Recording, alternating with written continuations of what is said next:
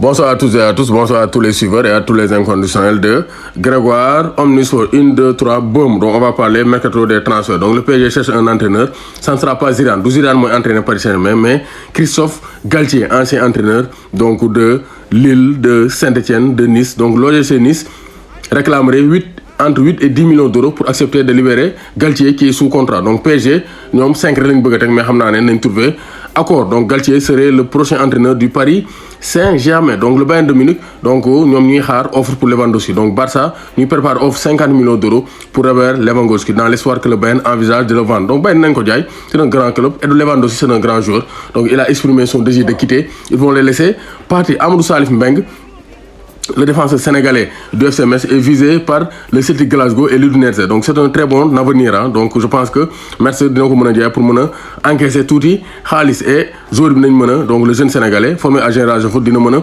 progresser en Écosse ou bien en Italie. Donc ça c'est très clair. Donc il pourrait être le futur attaquant du PSG. Présentation de donc Gianluca donc Scamacca donc qui est l'attaquant d'Udinese. Donc il est pressenti pour rejoindre donc le club de la capitale espagnole donc française, le Paris Saint-Germain. Selon Loïc Tanzi, Sébastien Haller parraine pour signer fële ca Dortmund. Donc moom mooy remplacer Erling Haaland pour la somme de 30 millions d'euros. Donc Haaland qui d'accord na Haller, donc il va remplacer Erling Haaland au Borussia Dortmund. Moom nag ki muy remplacer du neexul ñebe. Donc Haller devra donc être solide pour remplacer Erling Haaland. Donc Barça ñu prépare troisième offre. Hein. Donc parce que Barça amuñu xaalis nag mais nañ forcer pour am Lewandowski. Chelsea ñuy chercher à s'attacher donc à s'attacher les services de Raheem Sterling. Donc Sterling pourrait venir à Chelsea parce que Chelsea aussi donc dañoo bëgg am un visage nouveau.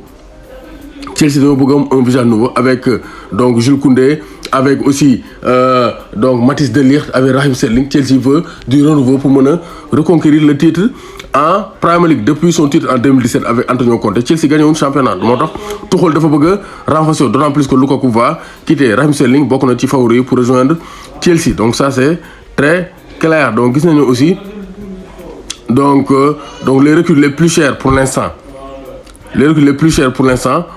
Donc Aurélien Tchouaméni 80 millions d'euros, Darwin Nunez 75 millions d'euros officiellement, Erling Haaland 60 millions d'euros. Bi c'est sans les bonus quoi. Federico Chiesa Juventus 40 millions d'euros, Nuno Mendes Paris Saint-Germain 38 millions d'euros, levé nañ option d'achat. Fabio Vieira donc gis nañ ko 35 millions d'euros, Diego Carlos 31 millions d'euros, Karim Adeyemi 30 millions d'euros et Yves Bissouma donc 29 millions d'euros. L'international malien signé na fële ca Tottenham. Moo tax yaakaar naa Pape Matar Sarr il va être prêté. Je pense que nañ ko aale moo dem club boo xam ne leer na ko dina am temps de jeu parce que du moom lañ jëm woo dem ay Tottenham di toog ban il doit avoir un club pour jouer. Donc ça c'est très clair. Donc li si nee nañ duñ def cadeau Barça duñ defaral cadeau Barça dans le dossier Rafinha. Donc Rafinha il faut que gars yi génne xaalis bu weex taal pour ñu mën koo bàyyi. Donc ça c'est très clair. Donc Barça aussi il faut que ñu lijjanti xaalis pour mën a def différentes nouvelles confirmations pour le transfert de Renato Sanchez. Paris ñu ngi bëgg a recruter intelligent.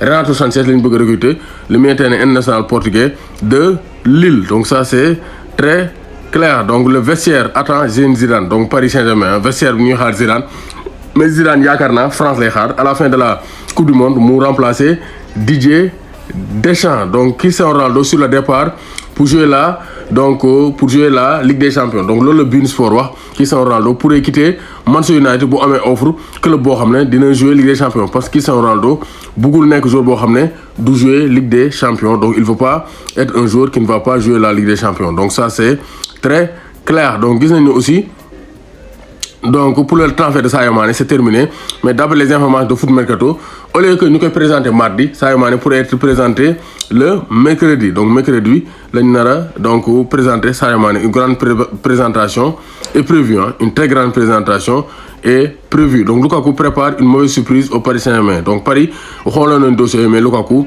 il va signer du côté de l'Inter de Milan. Donc day dellu Inter parce que Lukaku et l'Inter donc dañoo bëggante ay bëggante la. Donc ça c'est très clair. Donc gis nañu aussi du côté des Sénégalais on attend le dénouement. Ismaïla Sarr ndax day quitter du quitter, Pape Abou Cissé ndax day quitter du quitter. Donc on va voir ce que ça va donner mais pour l'instant donc rien n'est encore clair. Donc Pape Ousmane Sakho encore buteur. Pape Ousmane Sakho encore buteur à quelques journées de la fin. Pape Ousmane Sakho confirme sa saison réussie en marquant encore ce soir. Donc vraiment Aliou Cissé il doit donner sa chance à Pape Ousmane Sakho. Donc vraiment rien à dire, hein. C'est le très haut niveau. AGEL bu Rufisque donc rejoindre la Ligue 2 sénégalaise. Donc ça c'est une très bonne nouvelle. Baba Ciss, meilleur buteur du club, meilleur buteur contre le Casa Sport, éditeur de l'unique but face à l'AS Saloum. Donc AGEL bu Rufisque bu Diop Lemaire donc rejoindre Teungueth FC.